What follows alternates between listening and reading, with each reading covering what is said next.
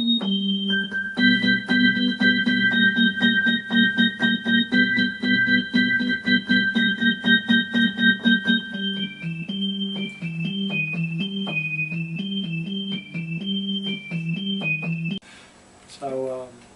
Well, what's your favorite vintage comic book? vintage comic book? Yeah, when you were collecting comic books as a kid, which one did you always go to the newsstand looking for in particular? Well, the earliest one that I collected was Spider-Man. Spider-Man. And Spider-Man was... Yeah. No, that was... My friend Lance was big into Captain America. Oh yeah, Captain America. So he was buying Tales of Suspense, and when that split, he started collecting Captain America. Now, Jack Kirby never drew Spider-Man, did he? Jack Kirby drew the cover of Spider-Man, or the cover of Amazing Fantasy number 15 when Spider-Man first appeared. Oh really? I didn't know Yes. that. But they didn't like the way he drew webbing. Jack didn't care about the Really? webbing. Yeah. That's interesting. That's so that very famous piece of artwork with Spidey holding the guy under his arm, which I think that's Amazing Fantasy 15. That was actually laid out by Jack Kirby. Wow. Well, you were quite a comic book collector at the time, and you collected some of the best titles back when the Silver Age. Silver the Age. best of the Technically it would be Silver the Age. Silver Age. Yeah. Yeah. Yeah. So that's and you haven't decided. Well, now's not a good time to sell them, but I wouldn't. No, I wouldn't sell them. I have a kind of an affectionate remembrance of buying those so things. there was nothing that could. But yeah, I was buying Spider-Man and Fantastic Four and Thor and Tales of Suspense and Tales to Astonish. Pretty much of a Marvel. Did you go over Marvel. to DC when Kirby left? I did. I started buying his, whatever it was called, Fourth World comics. Yeah, people comment that the one thing they don't like about it is the writing. The writing was terrible. That's right. Jack couldn't. You're one of those. Yeah, Jack could not write. Get out of my house. Jack was an incredible artist, but not much of a writer. But if you don't look at it just in terms like here's a panel, here's what it says, but if you look at it in terms of writing as in concept. Well, as a total concept, yes. But I do think that, like a lot of great teams, Mick Jagger and Keith Richards work better together. So.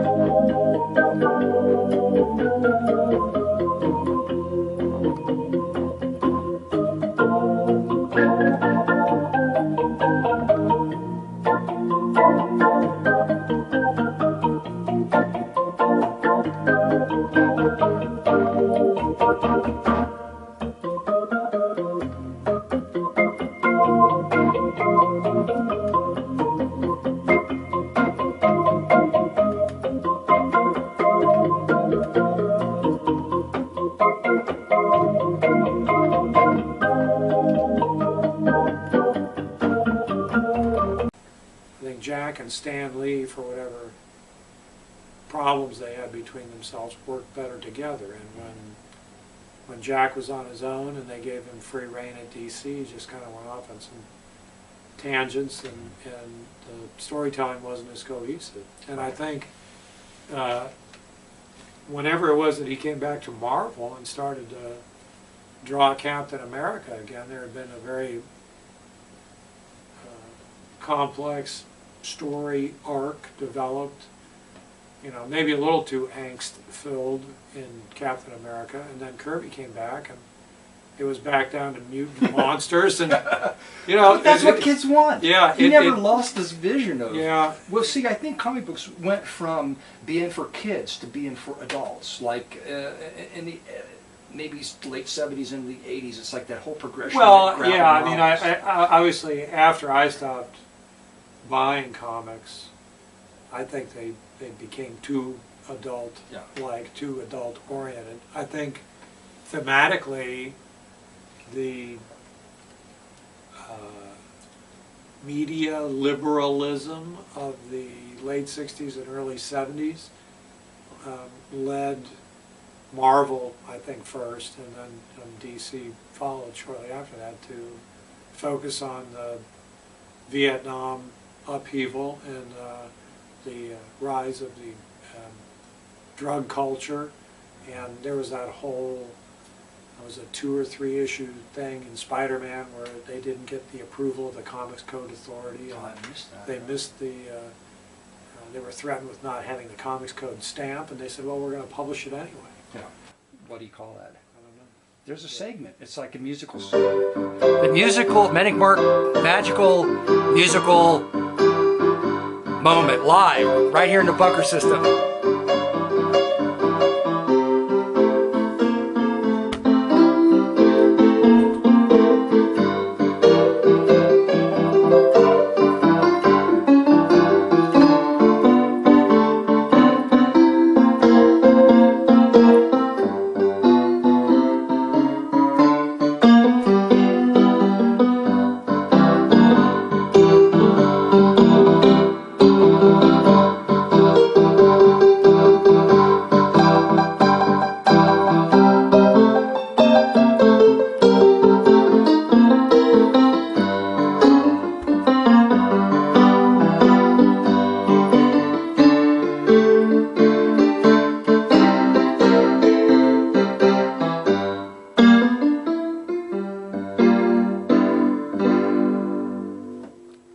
I think that's the one we're going to use. Okay.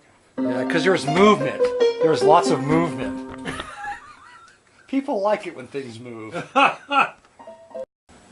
I think, you know, that kind of was the beginning of... Well, the artist, what you're saying is the artists were affected, so it had to affect the work. So maybe it's not something that was, well, it's obviously, it's cultural. So how could you avoid making comics more adult when what you're talking about was born out of culture? Well, you know, that's an interesting question, because it's hard to, you know, maybe somebody's written about it, but it's hard to know whether artists of that era, you know, Jack Kirby, you know, John Romita, and you know, what was their personal feeling about what was going on in you know, the youth culture of the period. Were they, you know, all, you know, very liberal hip guys, or were they crusty conservatives who had survived, you know, that period of the Second World War and were just looking for some escapism? You know, I don't know if some of those thematic stories, you know, the way those stories developed, were being driven by the writers, or if they were being driven by a collaborative effort with the artists, or the artists themselves said, hey, you know, we should do this. Because I'm pretty sure that period there with you know, the Osborne, you know, drug use thing was drawn by John Romita, and you know, he wasn't a kid at the time. So yeah, that's an interesting question. It's hard to know. I don't even know if, you know, if he's still around. You know, Right. are those guys who sort of came to prominence after that big Kirby era, like, you know, John Buscema and Yes. Sal and John Romita and Gil Kane and all those guys? You know, are they still around? You know. And every guest that appears on the Manic Mark show gets a special gift. In this case, our mystery guest is going to get this, whatever the fuck, Jesus is Born ceramic statue to take home with him. This is his appearance.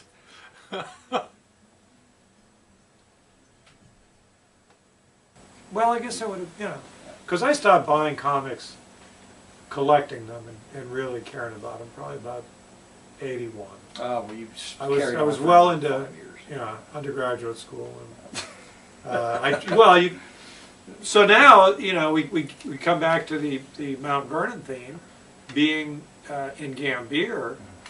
You couldn't buy a comic book in Gambier. There were no comics. You had to go to, was Brennan's newsstand still? That was in Mount Vernon off of Main Street. Boy, I don't think I was ever there. But the point being, it just became such a pain in the ass that I just Right. well, You would have to mail never. them. Yeah, it just Yeah. it was That wasn't worth ridiculous. it.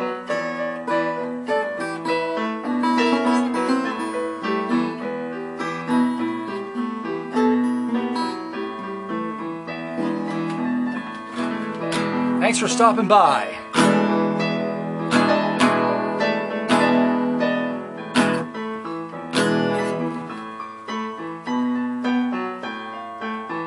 He just won't stop.